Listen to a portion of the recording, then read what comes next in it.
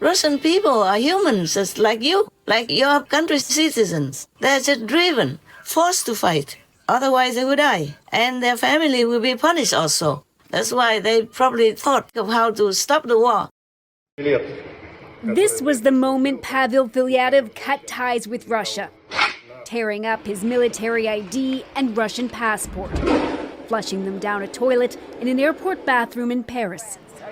A few weeks later, this former paratrooper met with us to tell his story and share his disgust with the military he's risking everything to expose. И у меня постоянно стала возникать мысль навязчивая, что I kept thinking obsessively that literally, if I survived, I would do everything to stop it, to change something. Filyatov was part of a military regiment that invaded Kherson, Ukraine in the early hours of February 24th. But even just a day before the equipment rolled in, he said soldiers were being misled about why they were there. Our regiment commander made us line up and said, "Stop spreading gossip. Stop calling home talking nonsense. I'm telling you, there are 3 more days of training and then you'll all be home." He said he only realized Russia was attacking Ukraine after an order came down for his unit to destroy a bridge. In a manifesto he later posted to social media, he described the disarray on the battlefield, a Russian military equipped with patriotism instead of good training, support, and modern technology. He wrote some soldiers began to shoot themselves to get the government money and get out of this hell. But I say this, Russia has now been captured by some kind of mafia.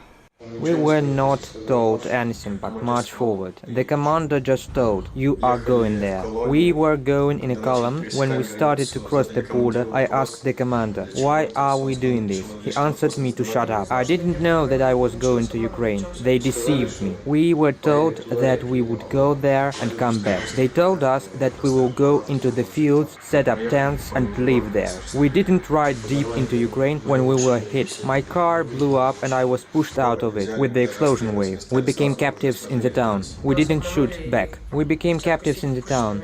We didn't shoot back. We laid our weapons at once. We were deceived and sent to war like cannon fodder. I didn't think that I will have to kill someone. I knew nothing. I was afraid. We are being sent to war like cannon fodder. Everyone gets shot at once. We were going in a column and almost everyone in it dies. I didn't want to fight. I wanted to live. I will say that Ukrainian military are nice guys. They did not hit me and gave me food. For what? Everywhere here live peaceful people and no one wants war. No one attacked Russia and I don't understand what they want from this war, etc. But your country's army, you yourself as leader, was doing nothing.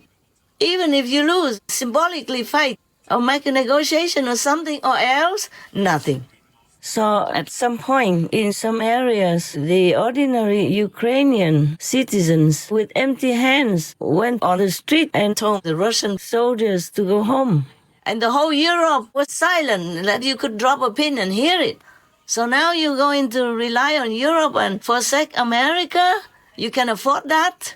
Even all this time, 3 years long, if America wasn't there, you already be gone, President. Even though you're brave, you're courageous, and you love your country, your family, your people, you'll be gone already. If in one piece, then you're lucky.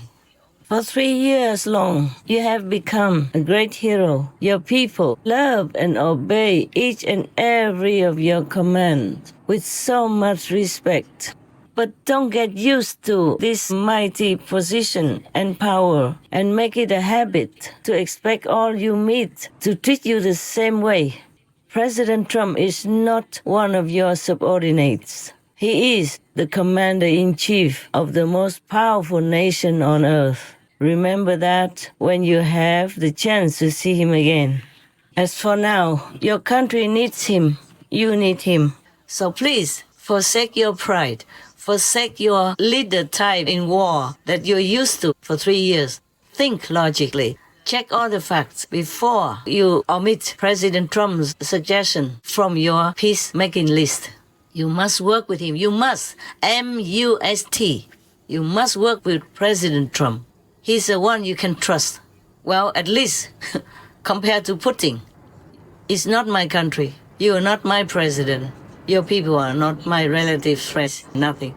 But I cannot help but feel pain, as if their pain is my pain. That's why I'm defending myself right now also. I'm not giving you advice for free, just because of your country only. It's for myself.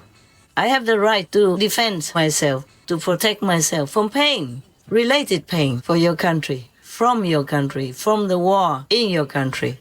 I have pain because the Russian people are dying. I have pain because the Ukrainian people are dying and suffering every day also. Even if they went to another country and other countries opened the door for them, some countries didn't. They had to return to your country, humiliated, exhausted, running short of whatever money savings they have while fleeing the war. Is it fun? No, huh? And thousands of children are being kidnapped to Russia, leaving their parents drying up with tears, huh? And leaving the children confused, suffering, lacking of love and the familiar surroundings of their own country, huh? Is all this fun? So if you just argue with the strongest president, the strongest country in the world, and if you win, is it good?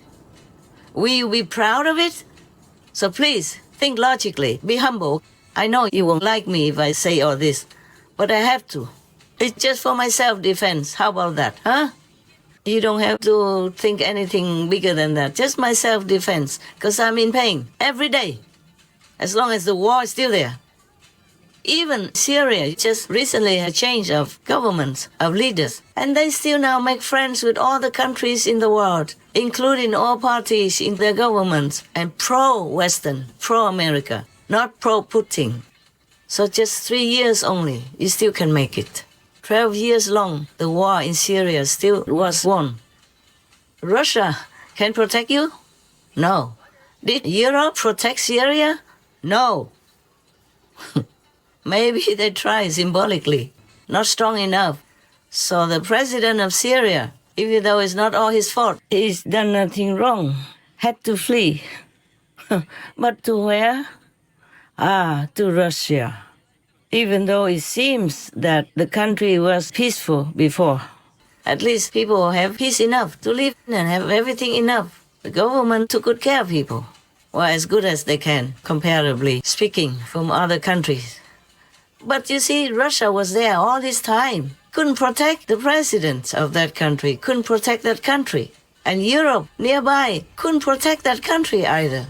Couldn't protect the president, who was supposed to be their ally. So learn from all that, President Zelensky, with all due respect.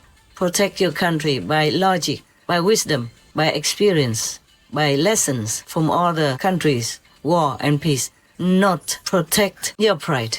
Even if you were right in your opinion, no, you were right to have your pride, cast it all aside. Peace is the most important right now.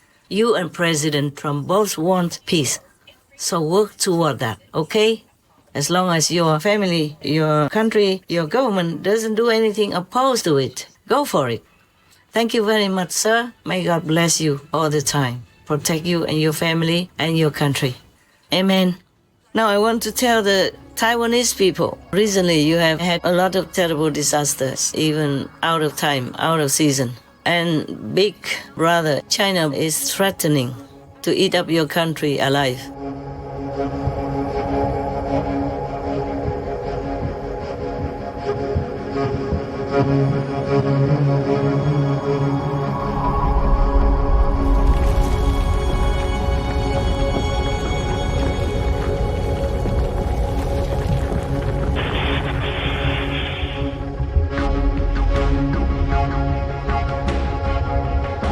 When a magnitude 7.4 earthquake struck Taiwan's southern Hualien County a year ago, the biggest storm to hit Taiwan in nearly 30 years.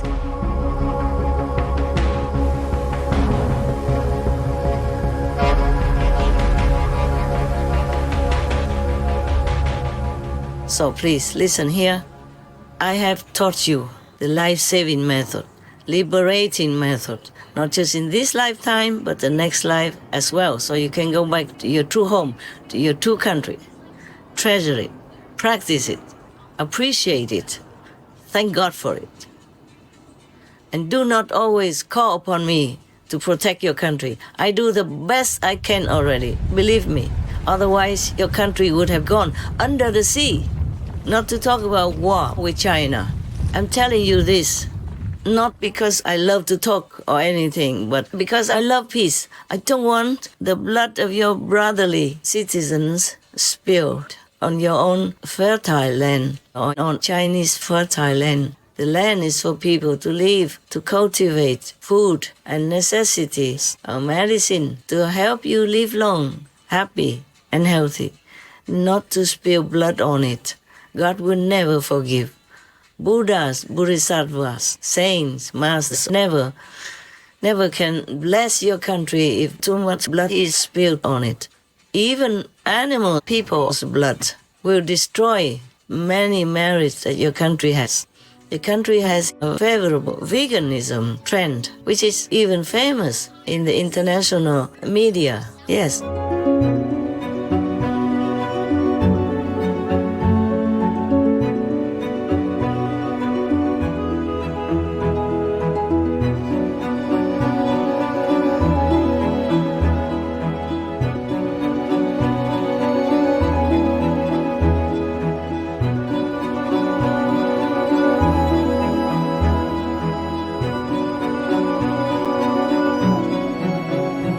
etc.